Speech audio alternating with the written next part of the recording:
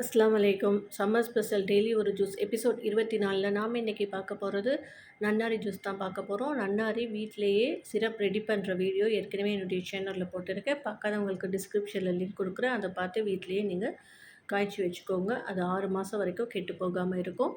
நான் நன்னாரி சிரப் எடுத்திருக்கேன். பாதாம் பிசின், சப்ஜா விதை ஊற போட்டு வச்சுருக்கேன். லெமன் எடுத்திருக்கேன். நமக்கு ஜூஸுக்கு வேணுங்கிற அளவு தண்ணீர் எடுத்துகிட்டு காய்ச்சி வச்சுருக்கேன் நன்னாரி சிரப்பை போட்டு கலந்து விட்டுட்டு வேணுங்கிற அளவு எலுமிச்சை சாறு புழிஞ்சிக்கலாம். ஊற வச்ச பாதாம் பிசின், சப்ஜா விதையும் போட்டுக்கோங்க. இந்த வெயிலுக்கு அதெல்லாம் கொஞ்சம் அதிகமாகவே சேர்த்துக்கோங்க. அடிக்கடி சேர்த்து சாப்பிடுங்க. நன்னாரியுமே உடல் உஷ்ணத்தை குறைக்கக்கூடியது, உடலுக்கு குளிர்ச்சியை தரக்கூடியது. இந்த வெயிலுக்கு அடிக்கடி இந்த வயிற்றுப்போக்கெலாம் வரதுக்கு இந்த நன்னாரி ஜூஸ் குடிச்சிங்கன்னா அதை வராமல் நம்ம தடுத்துக்கலாம்.